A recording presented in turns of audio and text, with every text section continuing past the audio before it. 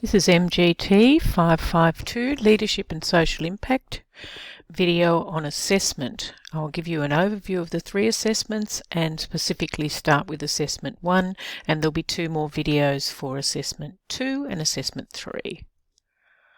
So let's get started.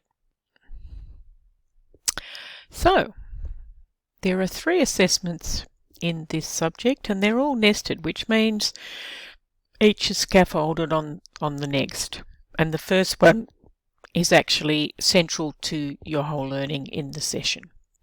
So in the first one you will propose a case study, and we'll go into that in detail. You'll post your case study to your group, your Action Learning Group discussion board by the 26th of July. You'll respond to your peers with curiosity motivated questions by the 31st, and then you'll cut and paste your learning goal, your proposal, etc. into a Word document and submit through EAST by the 3rd of August. But we'll talk more about the case studies, etc. in towards the end of this video. The second assessment is your Action Learning Group presentation, in which you'll present a framework for leadership in social change. That's part A, and that will be through various group discussions on the development of your case studies and looking at your readings through this subject and learning about leadership for social impact, theoretical and practical frameworks, and that is and then you'll have a reflection on that learning as well. And your action learning groups will meet from week 3 to week 10, and it's really important that I meet you either in week 2 or week 3 to get you started, to give you some context for action learning, to facilitate your first meeting so that we have engagement between all of you. We get to tell stories and we get to know each other. Okay, so that will be week 2, week 3. And the third assessment is actually the write-up of your study that you've undertaken throughout the session, your case study. Okay, so this is really what you're going to be studying all session. It will be a brief proposal for assessment 1. It will be the focus of your conversations in assessment 2, and it will be your final report for assessment 3. So it'll be quite an in-depth case study. Okay, so let's keep going. So the value is 20%. The word limit's 750 to 1,000 words. Now I don't get head up about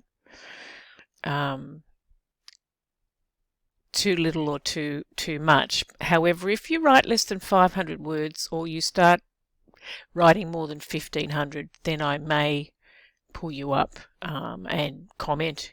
You may get a penalty, but more likely that I'll give you feedback to be more succinct, particularly in your final one.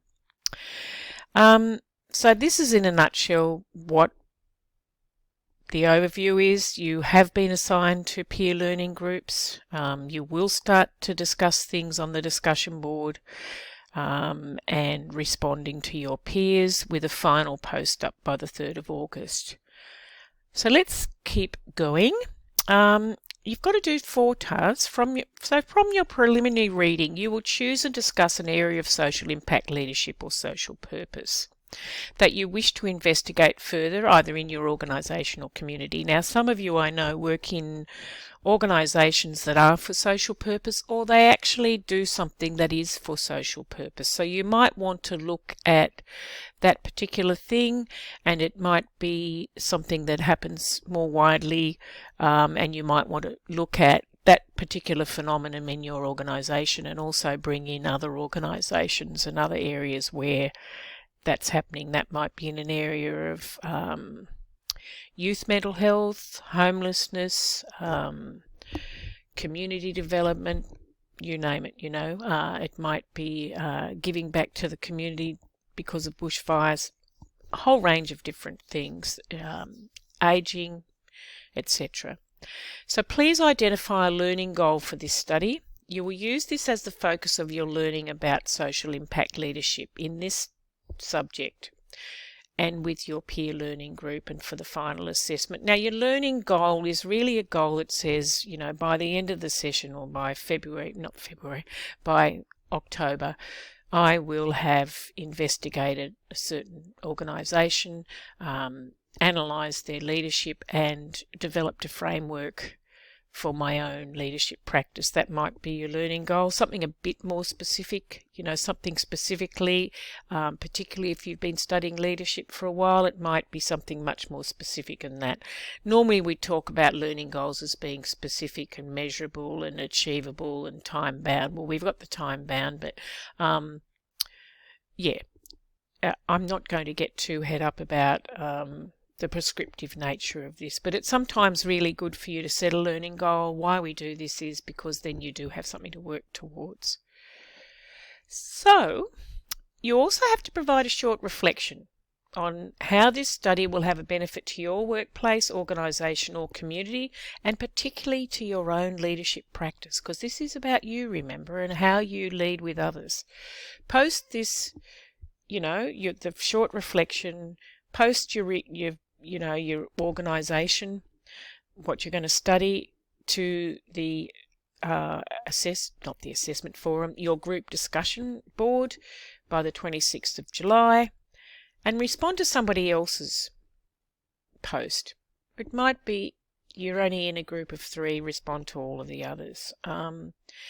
Use curiosity-motivated questions. So these are questions that are open, not closed. A closed question only gets a no or a yes. An open question really creates some movement, opens things up more, might create some stories, might create much deeper insight, should create much deeper insight.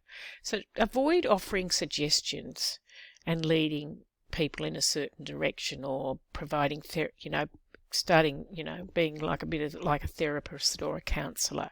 Just try some curiosity motivated questions, and as a result of the questions you will refine your learning goal and area of study if appropriate. Now, you might decide that you want to do all the same thing. I had an action learning group who all worked on mental health. One of them focused on Beyond Blue, one of them, I think 2 of them focused on Headspace, and that really enriched their conversation when they came together. But you can all be working in different areas, but you share what you're studying, what you're finding out, and particularly what's the leadership framework, what's the leadership that's been enacted in these organisations. Just post the learning goal to your discussion forum by the 3rd of August, and note you need to cut and paste your refined learning goal, proposal and reflection, excuse the typo there, into a Word document and submit through EAST by the 3rd of the 8th. So the case study might be from, renewable energies, climate advocacy, wildlife conservation, bushfire recovery is very pertinent at the moment, homelessness, community development, education's important, food security, health, maybe COVID-19. I would expect that someone is going to focus on that. Any societal issue. Examples are given in topic 1.3, but I also wanted to give this example, which I found, it's an example of backtrack, and I found it on the social ventures. And you might want to look at this link and go and have a look at those social ventures. I'm now going to pause the recording, and I'm going to try and get this to record for you as well. Okay, so we'll do that and then we'll get it to record. Said that children are the most honest barometer of how we're going as a society. When I look at what's going on with our young people today in Australia, where 1 in 5 kids under the age of 17 don't go to school or have a job, when 1 in 4 kids are suffering from mental health issues, when there's 28,000 kids sleeping rough in this country at the moment, I say that's not good enough.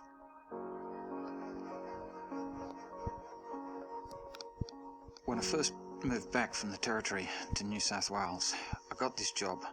I was supposed to get these 20 kids to finish school and get them work ready. We had 1 year to do it. So we got to the end of the year. One of the kids had passed away, another one went to jail, but none of them were work ready. My youth work had got to such a frustrating point in my life that I decided to try something different.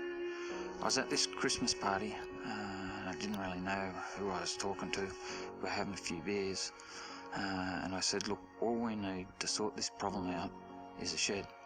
About a week later, I get a phone call from this guy, and he says, do you remember who I am? Turns out he's the CEO of a bank. He said, I want you to meet me at this address. When I got down to this address, there was the mayor, the local member, and the CEO. They had the keys to an old shed, and he said, go and sort it out. It was a bit of a drama for us in the initial stages. We had no funding, we had no business plan. So we've got this big empty shed. We need to fill it with something. At home, I've got this bunch of young border collie pups that haven't had much work, and I've got a shed full of rough and tumble boys. We put the two of those together, the pups and the boys, and something magical happened. It was the first time I'd seen those wild, tough kids sit cradling these beautiful little pups, and I knew we were onto something. 13 years ago, I started a personal dream with a handful of volunteers in an empty shed. Since that day, we just kept doing whatever it took to progress those young people. If they can't read and write, we teach them to read and write. If they don't have somewhere to live, we provide somewhere to live. We've even built a business employing unemployable kids. We have a welding business, we have a woodwork business, we have an agricultural contract business. We're doing prevention work in schools now, and the dogs are the common denominator. Our girls program take the dogs to visit old people in nursing homes. We now have dogs working in schools trying to keep kids in school. When you see a kid that comes in that is so busted, so lifeless, and then you hang in and you do the hard yards, the parenting, being the uncle, being the school, being the friend, being the role model, and you see them come out the other side, that's payday for us at Backtrack. And Bernie was awarded the Local Hero Award for Australia Day. It's quite an inspirational video, that one. Now, it's really important that you look at the marking rubric as well, because that's where you'll find out more about how you have to write to it. So make sure that each of the areas, so the first area is the first task, and it's worth 50%. So when you actually look at that area, describe it clearly and comprehensively, and do some critical analysis. And by that, use some different literature to actually critically analyse, to actually unpack what that's about. Okay, so it's really important that you think more deeply, that your goal is comprehensive, that you are drawing from the literature and media beyond the subject readings to support your justifications, that your arguments are flowing, that you're accurately using APA 7, etc. So that's the high distinction, and then you work down for the rest. The reflective statement needs to synthesize your learning and identify a focus for development. So always make sure that you do that. Identify a focus for the development of your own leadership.